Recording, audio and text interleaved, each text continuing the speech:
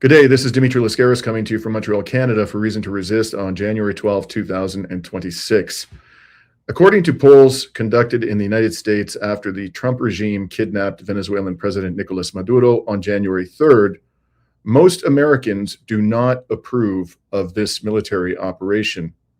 And here you can see the results of the poll conducted on January 4th and 5th, right after the kidnapping. And a mere 33% of all adults said that they support the military action to remove President Maduro.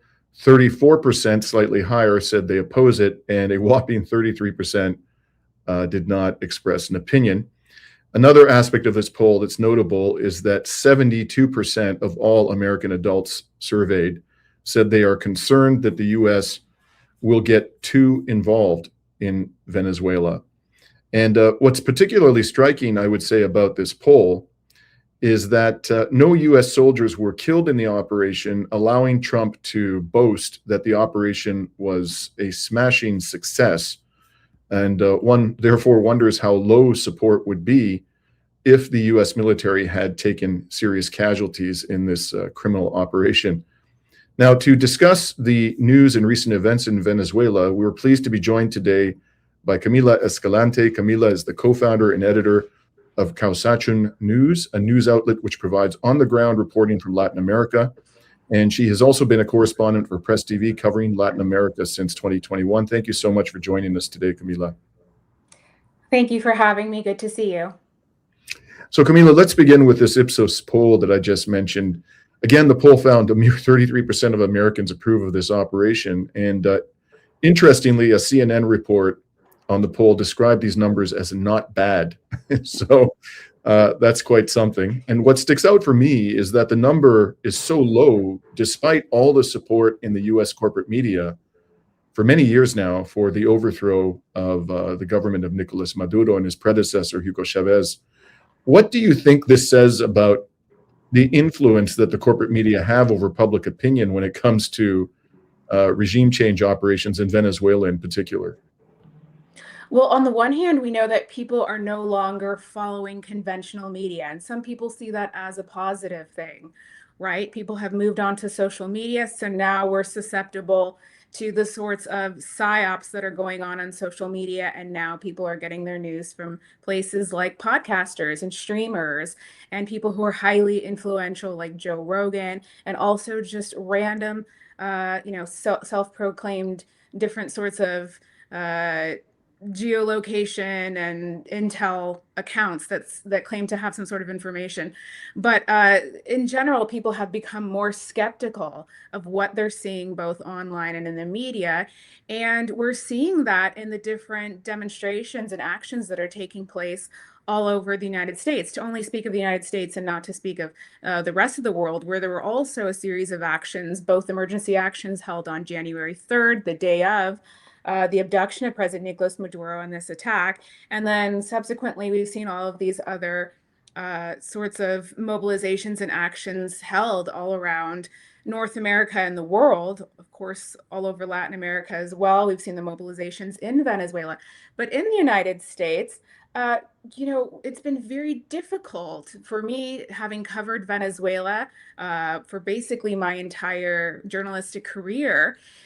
We had different bouts of fake news spreading throughout the media on Venezuela, particularly when the opposition, the extremist opposition within Venezuela, tried to wage these different sort of waves of violence in the country through what is called the guarimbas. They struck in 2014, they struck in 2017, and then, of course, the United States and the Lima cartel tried to introduce Juan Guaido in 2019 and claimed that he was president. And in these different instances, we saw all of this fake news get disseminated about the situation within Venezuela. But people are only now, it's safe to say that this is completely detestable, that we can't accept this level of fake news. And there's a lot of pushback. Before, it was a lot harder to say that. Before, if you were standing up for the sovereignty of Venezuela and saying that the issues within Venezuela need to be resolved by the people themselves, you were kind of alone, if you remember. It was very difficult to make these sort of arguments that some people, a large amount of people, in fact, the majority supported President Nicolas Maduro. And we're talking about in the period since the passing of Commander Chavez. But there were a lot of people who also opposed the government of President Nicolas Maduro. But regardless, we were arguing that people in Venezuela would need to resolve their problems on their own without the intervention of these different foreign powers, particularly the United States and the countries that were involved with this sanctioning, the unilateral coercive measures, which was Europe, and the Lima cartel, which was that group that was put together by the United States and Canada in order to try to push for regime change.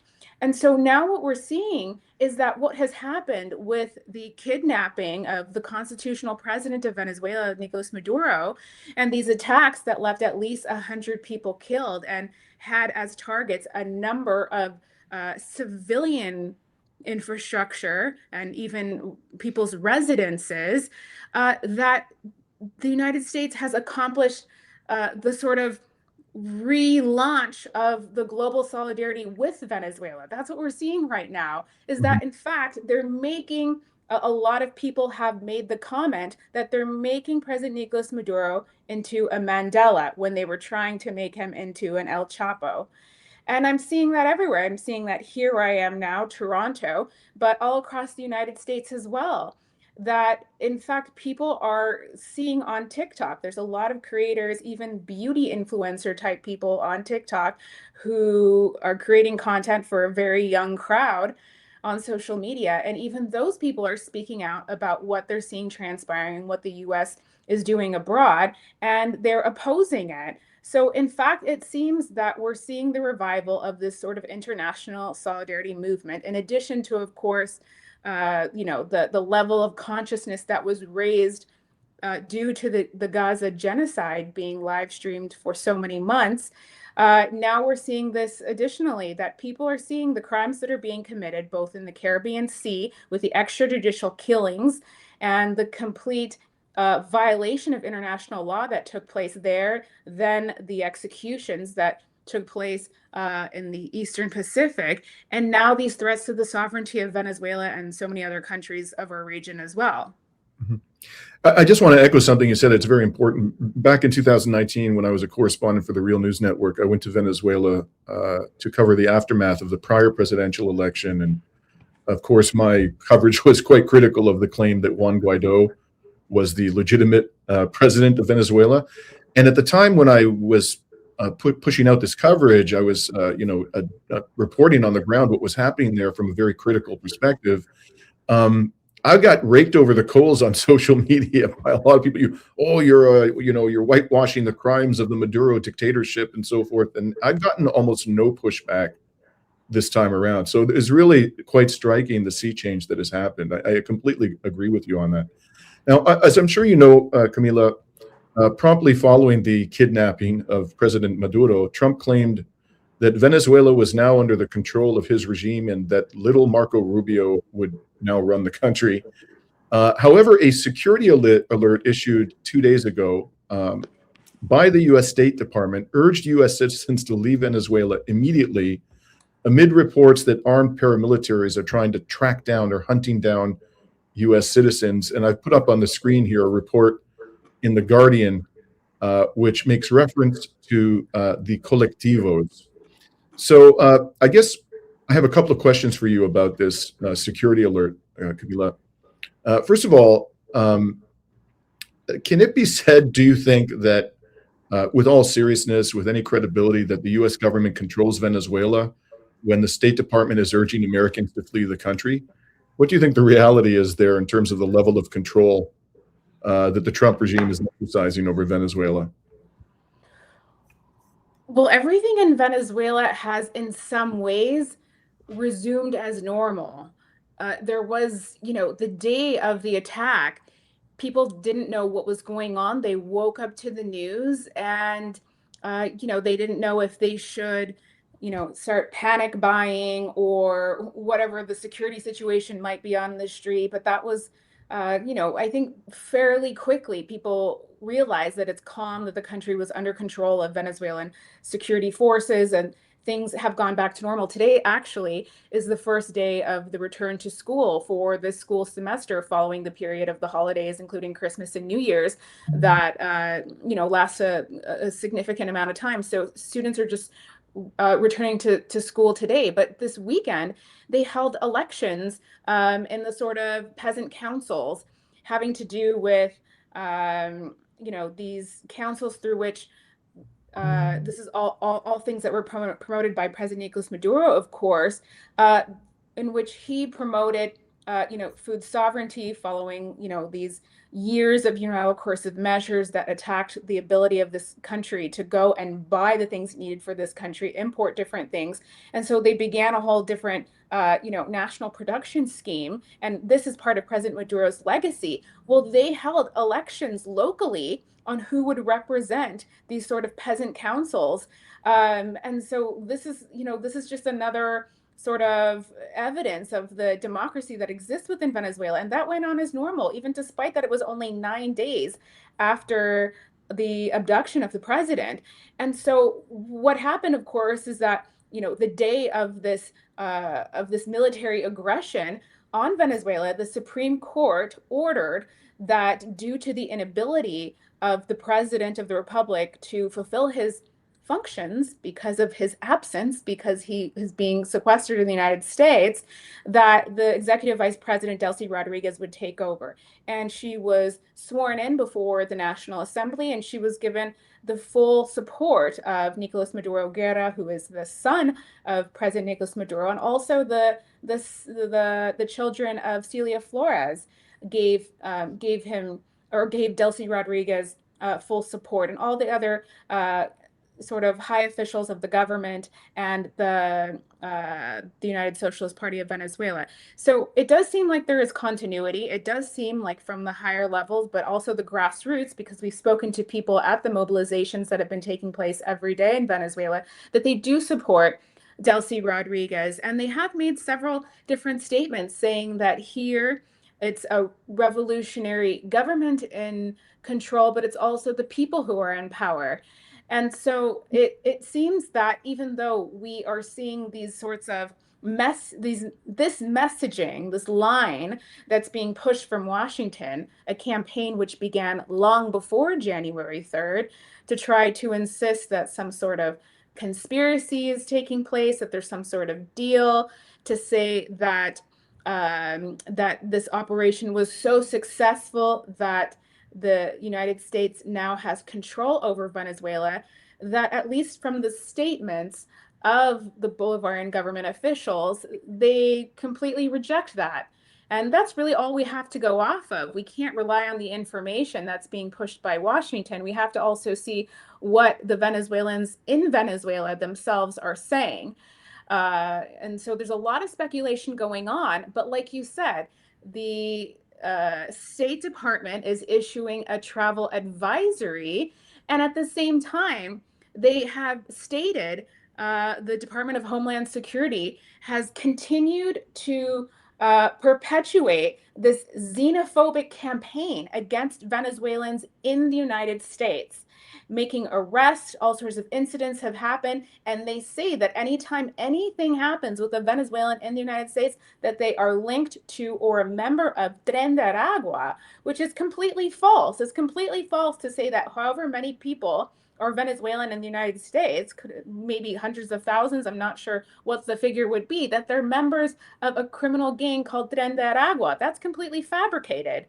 Obviously, gangs and organized crime exist in the United States, but it's absurd that this would be that they would single out this one particular immigrant community.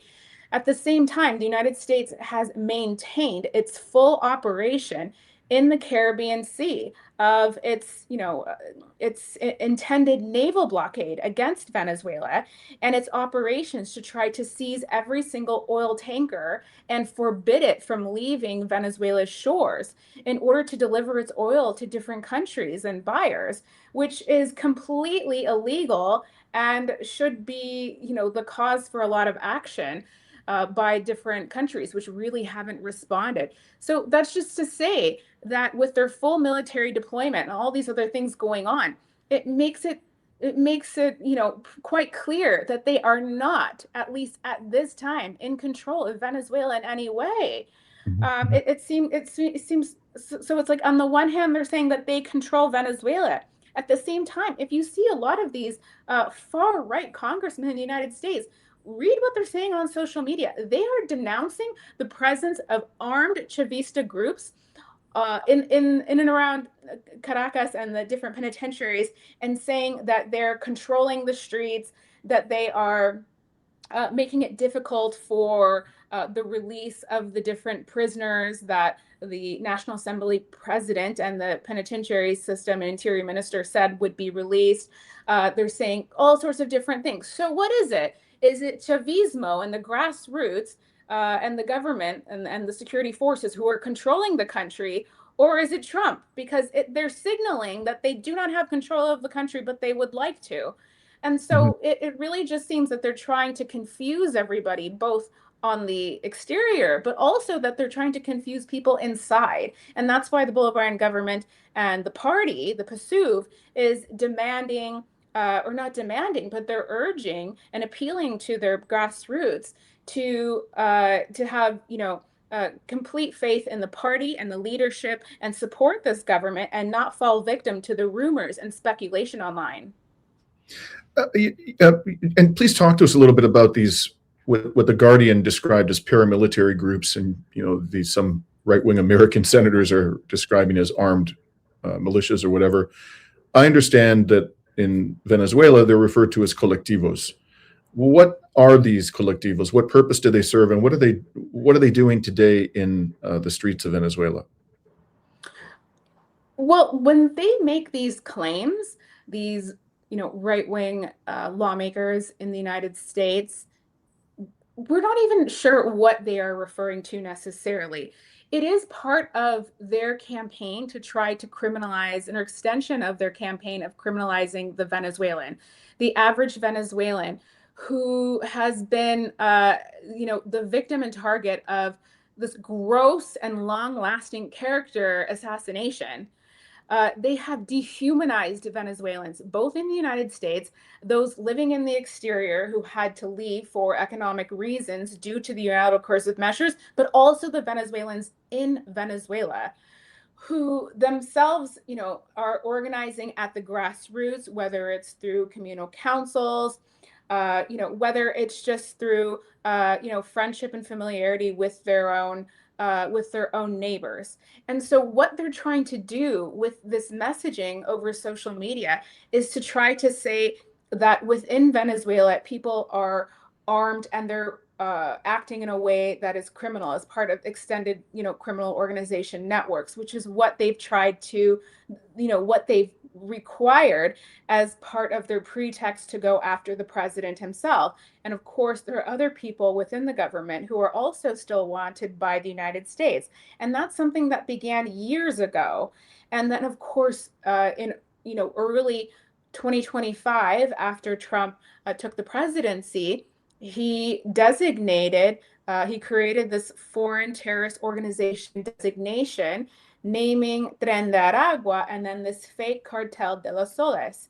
And so they did that in order to say that the government of Venezuela has some sort of leadership role in international drug trafficking, rather than looking at the countries that are actually, leading that, permitting that, or even a part of that in the case of countries like the narco state, which is Ecuador.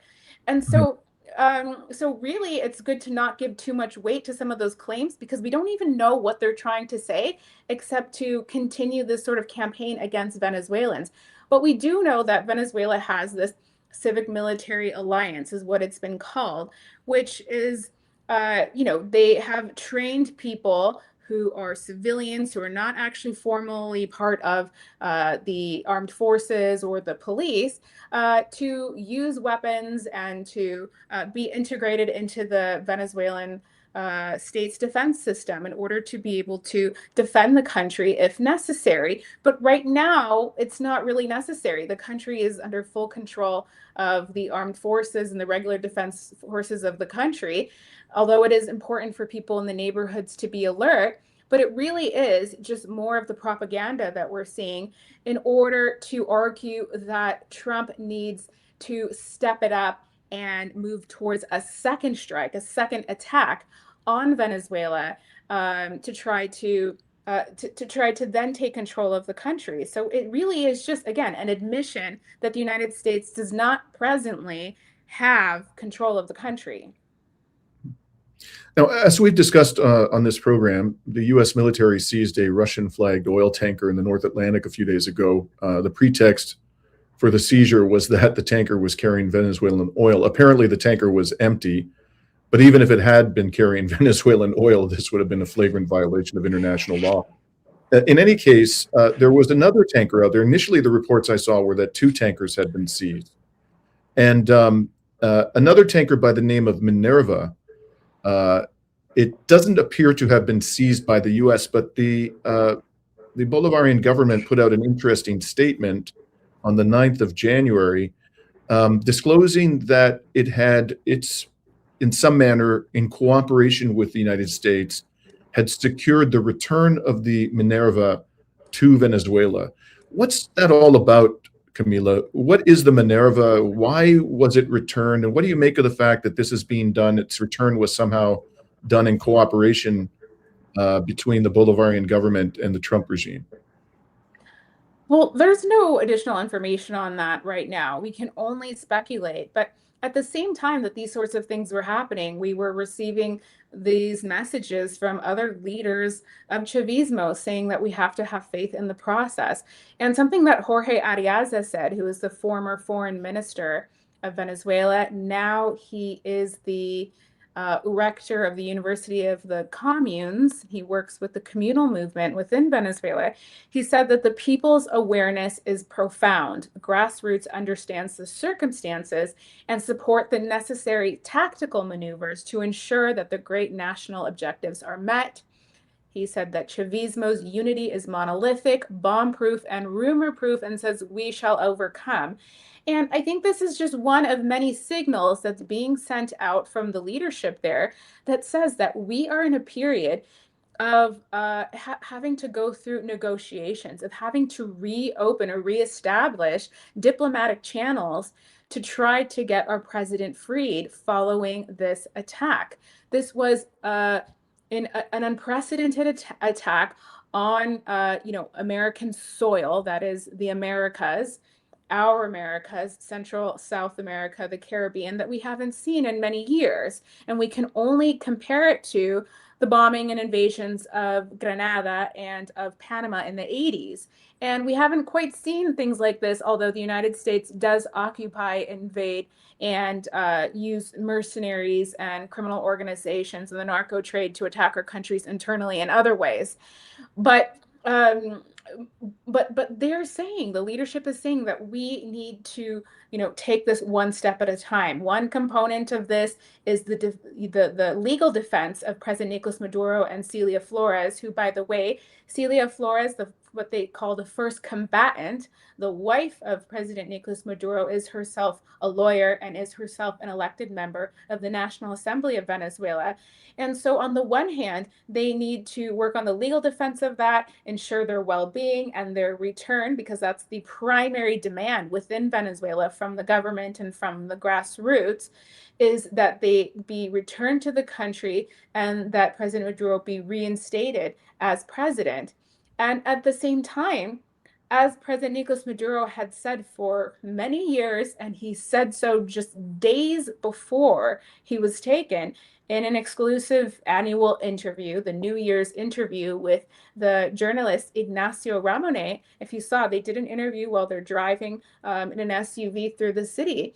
He said that Venezuela would like to sell their oil, that they're open to the sale of oil to the world, just like the way that they conduct operations with Chevron or any other company that chooses to engage in that sort of commercial agreement, and that they will do so at market prices in a way that is mutually beneficial and that is fair and on the basis of respect. That has always been the position of Venezuela. So we have also seen these sorts of confirmation from PDVSA, the state oil company, which has said that they are in talks about the sale of oil to the United States at this time. And so we don't know the details of that. We know that Trump obviously met with those oil executives, but this is pretty much in line with what President Nicolas Maduro had said that he intended to do, and that was ideal. At no point did Venezuela, even though they were essentially forced in 2019 to, expel the United States from Venezuelan territory because of what it was doing with its attempt to install their puppet guy, Juan Guaido, as leader, they had always wanted to maintain relations with the United States because the United States is a big, powerful country and economy and an important trade partner with many countries, including still Venezuela today. And it would be ideal for a country like Venezuela to be able to trade with the United States and not only oil. So this is ultimately what Venezuela had wanted under President Nicolas Maduro, is to try to have these relations with Venezuela. And if you see, anything that the leaders have said, since Trump put out his Truth Social post that they were Venezuela was handing over oil.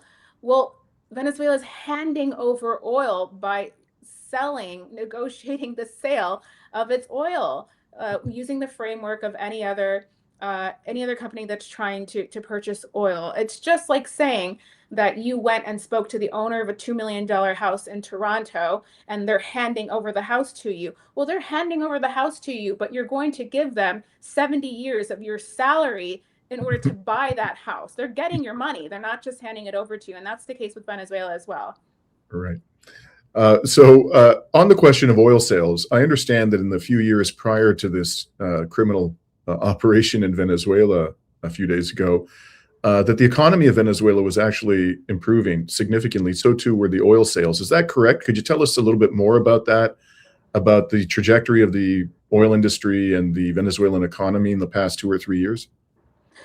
Right. Well, Venezuela has expressed its gratitude time and time again for the different countries who, despite the illegal and murderous unilateral coercive measures imposed by the United States, imposed by the European Union, imposed by Canada, that they were able to eventually recover the oil sector thanks to these other countries, such as Iran, which provided some spare parts and a lot of assistance to Venezuela to allow them to get back on their feet.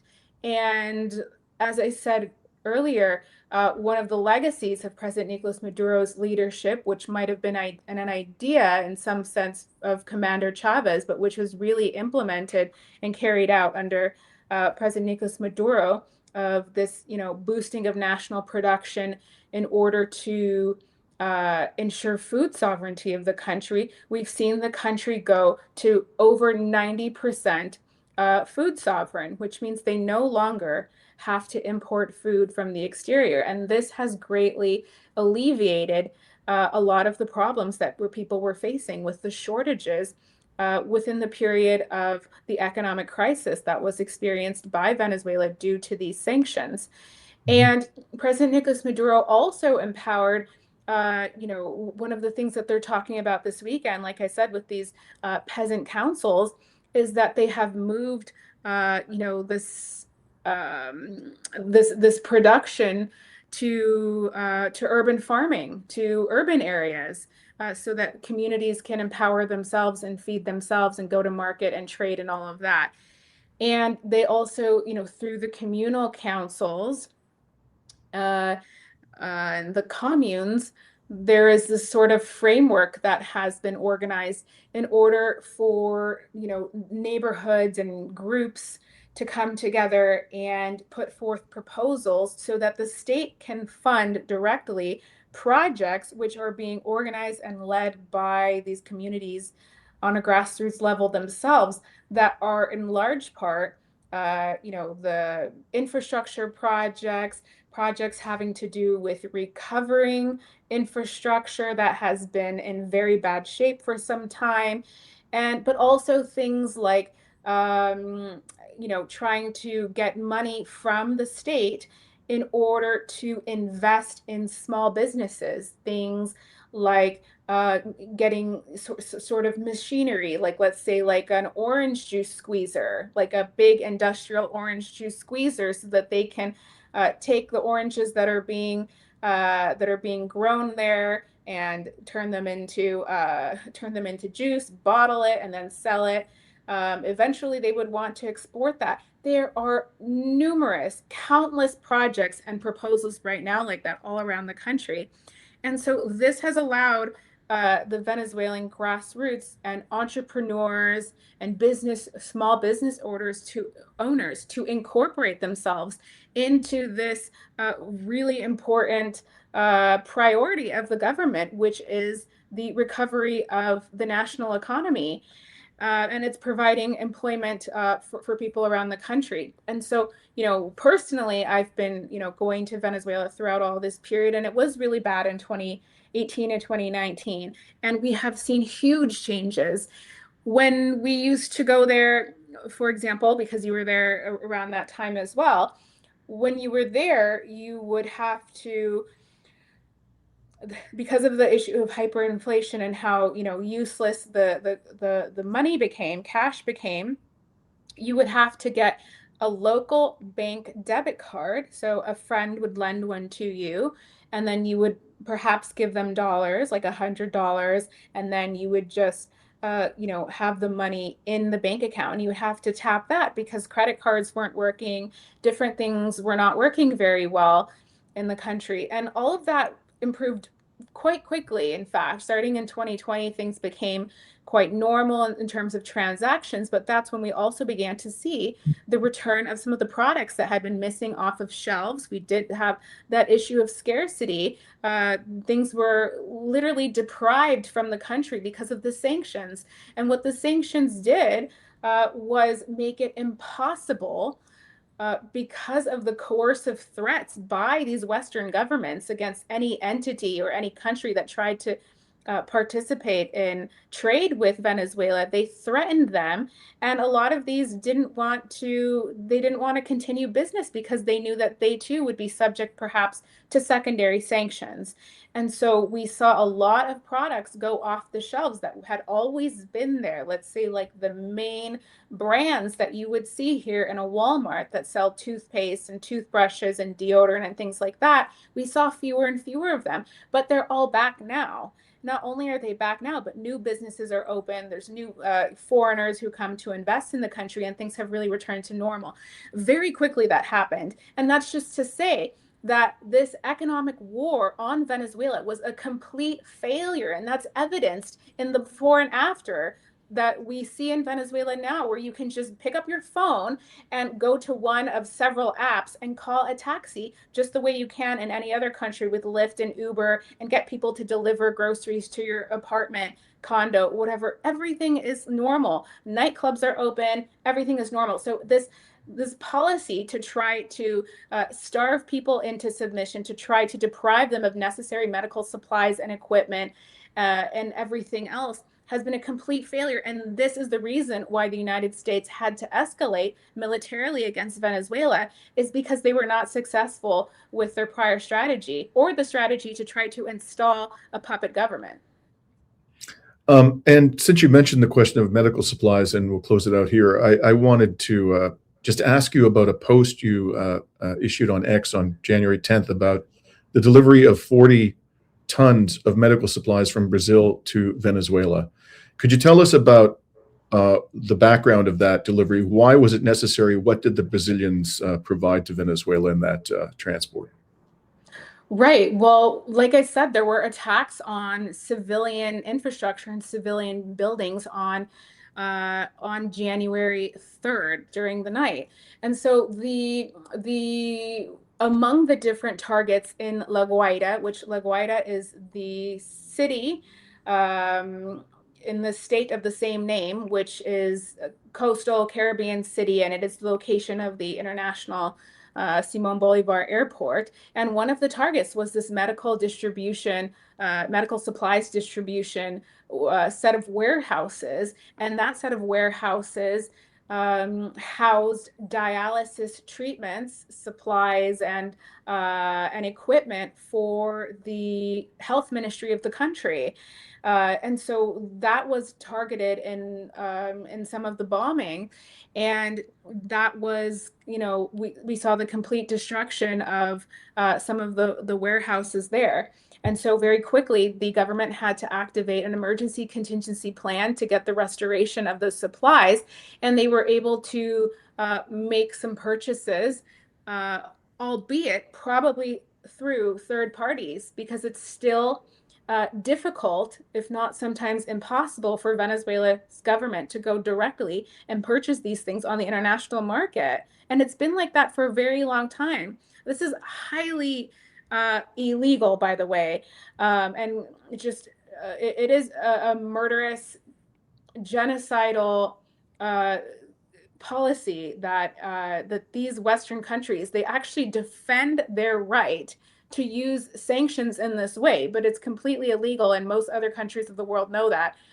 So they had to they had to move quickly to restore that, and they have now received 4 shipments of supplies, the 4th shipment being the first shipment of a set of supplies and equipment that is being sent from Brazil, that was pledged by the Brazilian government, who saw what happened, and they, pledged their solidarity, and they're sending a number of things, including those dialysis treatment supplies, but also some other things. And they've even mentioned that they would send some healthcare personnel in solidarity with Venezuela. So that's beginning to arrive as well. And this, of course, affected 9,000 current patients who need this life-saving treatment, and the government has said that those treatments were immediately restored. Do you know whether those medical supplies were donated by the Brazilian government, or is it your understanding that Venezuela had to pay market rates for these supplies? They were donated. Wow. Mm-hmm. They were donated, and it seems that during COVID, I'm not sure exactly which year, I guess it must have been 2020, that there was some shortage of supplies within Brazil of medical grade oxygen, and that Venezuela sent some trucks full of it down there to be donated at a time that was very difficult economically for Venezuela. And when it was impacted with the shortage of a number of other supplies, they lent their solidarity to Brazil, and that people are seeing this as somewhat of a thank you for that. Well, thank you very much, Camila, for sharing all of that with us. It's been a great pleasure to talk to you, and I hope we can remain in contact, have you back onto the program as this story unfolds in Venezuela. Thank you so much for having me. And we're signing off today from Toronto and Montreal on January 12th, 2025.